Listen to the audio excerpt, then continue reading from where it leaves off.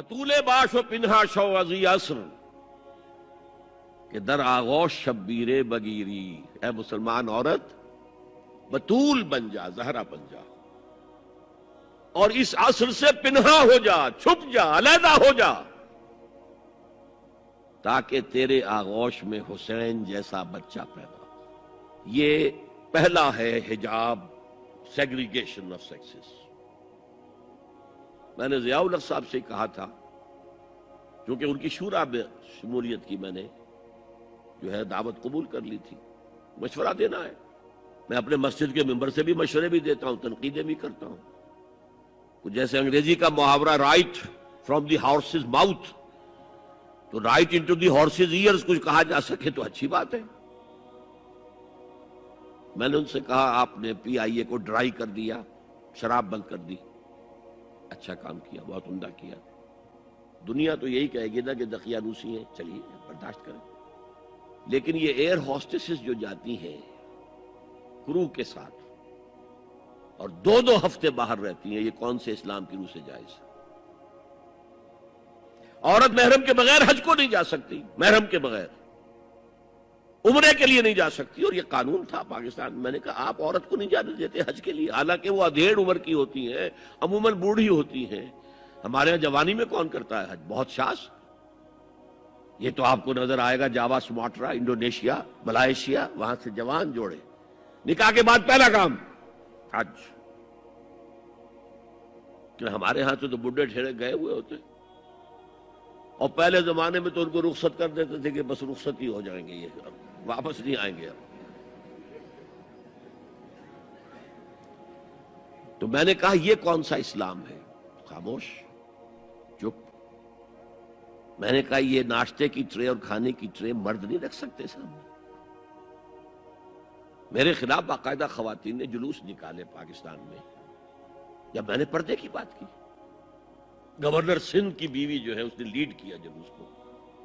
میں طالبہ کیا کہ ان کی ٹیلی ویژن کے اوپر جو ہے ان کا سامنے آنا بند کیا جائے۔ میں نے کہا ٹھیک ہے۔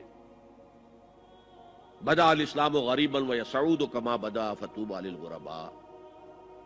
اسلام شروع ہوا تھا تو اسی حالت میں تھا کہ کوئی اس کو جانتا پہچانتا نہیں تھا، پھر جب اسلام غالب ہو گیا تو طاقتور کے تو سبھی دوست ہیں، سبھی پہچاننے والے، لیکن ان قریب اسلام پھر غریب ہو جائے گا۔ تو جو اسلام کی غربت کے ساتھ خود غریب ہو جائیں ان کے لیے مبارکباد۔ اسلام کا دامن نہ چھوڑے، چاہے انہیں کہا جائے کہ یہ تو بڑے ہی دقیانوسی لوگ ہیں، بڑے کٹر لوگ ہیں۔ میں نے اس زمانے میں چیلنج کیا تھا، مجھے بتاؤ کیا فرق واقع ہوتا ہے؟ آپ کہیں گے عورتوں کو اگر ہم گھر میں بٹھائیں تو ہماری اکانومی سفر کرے گی، آدھی ہماری جو ہے لیبر وہ کام نہیں کرے گی۔ میں نے کہا where there's a will there's a way۔ Cottage industry کا انتظام کرو، نمبر 1، گھروں میں بیٹھ کر کام کریں۔ دوسری جنگ عظیم کے دوران ایک بڑا علاقہ تھا دلی میں جس کا ہر گھر کارخانہ بنا ہوا تھا، کرخندار، یہ ایک قوم کا نام پڑ گیا، کرخندار۔ چھوٹی چھوٹی مشینیں لگی، کہیں بٹن بن رہے ہیں، کہیں بکسوئے بن رہے ہیں، کہیں نکریں سل رہی ہیں، کہیں پینٹیں سل رہی ہیں، کہیں جو ہے کرتے سل رہے ہیں، قمیضیں۔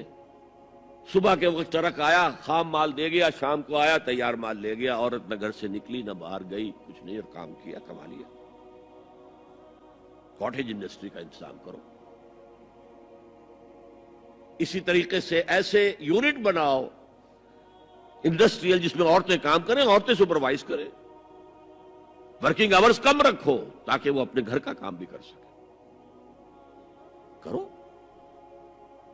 عورتوں کے ہسپتال میں عورتیں مرد، عورتیں مریض، عورتیں ڈاکٹر، عورتیں مریض، عورتیں نرسز۔ مردوں کے ہسپتال میں فیمیل نرسز کا کیا کام ہے؟ کیا میل نرسز نہیں ہوتے؟ اور کیا آرمی کے اندر جو فارورڈ یونٹس ہوتے ہیں کہ جو جاتے ہیں محاذ کے اوپر، ان میں کوئی عورت نرس جاتی ہے؟ میل نرسز جاتے ہیں، حالانکہ سب سے زیادہ نرسنگ کی ضرورت وہاں ہوتی ہے۔ کسی کا بازو اڑ گیا ہے، کسی کی ٹانگ اڑ گئی ہے، کسی کی پیٹ میں آ کر کسی بم کا ٹکڑا جو ہے لگایا، تڑیاں باہر نکلی ہوئی ہیں، تو نرسنگ سب سے زیادہ وہاں ضروری ہے۔ وہاں تو فیمیل نرسز نہیں ہوتی، میل ہوتے ہیں۔